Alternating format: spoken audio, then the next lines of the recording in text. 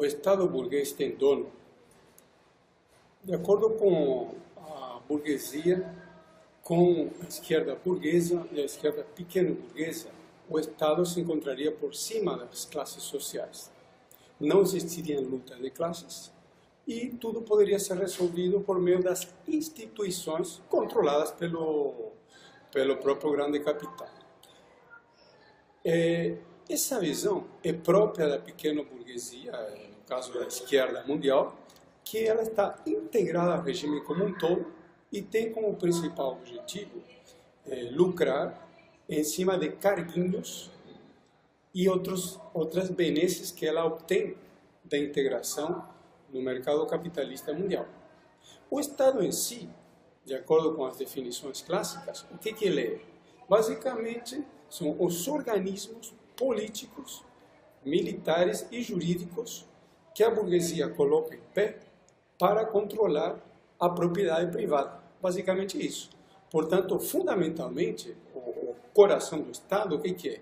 O exército, a polícia, a cadeia, o judiciário, toda a burocracia estatal para justamente controlar a ordem, a governabilidade. Nesse sentido, nós temos toda uma deturpação sobre o que é o Estado, obviamente muito em prol da propaganda da burguesia, que quer apresentar como o capitalismo como o regime ideal, o regime que é possível. E, nesse sentido, uma das confusões também é a confusão entre Estado e governo. Quando determinado partido político ganha eleições, o que ele assume é o governo. Ou seja, a gerência dessa máquina do Estado capitalista. E muito interessante, até tem uma entrevista de Dilma Rousseff com o jornalista Luiz Nassif, onde ela disse literalmente: eu nunca controlei o Estado. Porque os órgãos de polícia, o exército, a burocracia e inclusive o judiciário, para o qual o PT deu trela, aprovou toda uma série de leis que davam autonomia quase que absoluta para o Ministério Público, a Polícia Federal, etc., funcionam como organismos semi-independentes. E esses organismos, que fazem parte de uma casta privilegiada, com super salários, como é muito bem sabido, eles vão ser controlados por quem controla a sociedade, que são os grandes ricos. Não por um acaso, todas essas processos e campanhas da Lava Jato nunca atingiram em cheio a quem realmente são os grandes corruptores, as grandes empresas, as empresas multinacionais, nem a própria Rede Globo. Num certo momento, quando se defrontaram com o escritório Mossack Fonseca, no Rio de Janeiro, que tinha vínculos com a corrupção da Globo, conforme tinha sido demonstrado pelos Panama Papers, eles pararam por ali. E várias outras vezes, no Banestado, com Sérgio Moro, etc., eles nunca foram adiante em investigações contra os grandes grupos econômicos multinacionais. Se fala muito na democracia em abstrato, como que no mundo houvesse uma diferença entre democracia e ditadura, sem vincular que a democracia, ao mesmo tempo, é uma ditadura, porque depende a democracia para quem e ditadura para quem. A democracia burguesa, da qual a esquerda pequena burguesa adora de paixão, é ao mesmo tempo a ditadura para a grande maioria da população. E mais ainda no Brasil. O Brasil não é a Suíça. A polícia brasileira, por exemplo, é uma das que mais mata no mundo.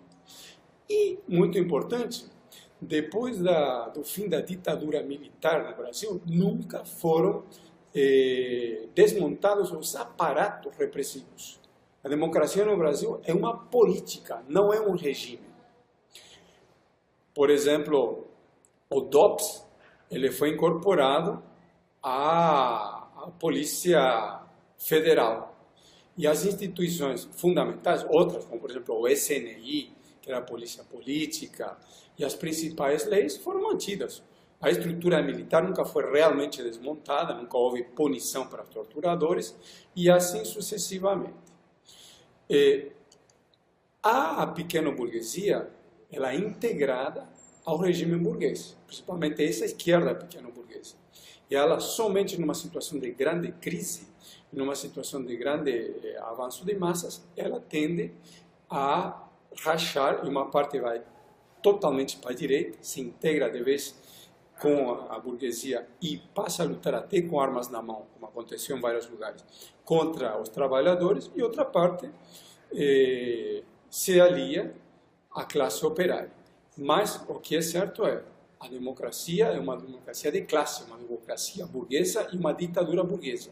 Da mesma maneira que num regime de trabalhadores será uma democracia para trabalhadores, para a maioria, e uma ditadura para a minoria.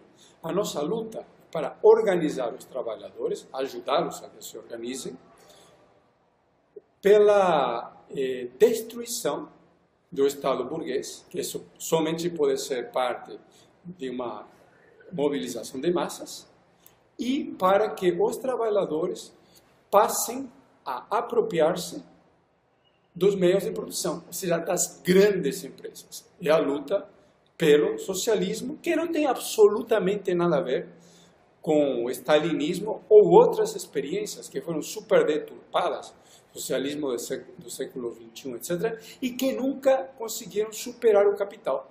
Mantiveram, isso aconteceu também na própria União Soviética, a lei do valor, porque eram países ultra atrasados. E o que está colocado para esse momento, para o próximo período, devido à grande crise aumentando para os centros, o parasitismo brutal do capitalismo, é a revolução em países centrais, pelo menos pela primeira vez em 70 anos.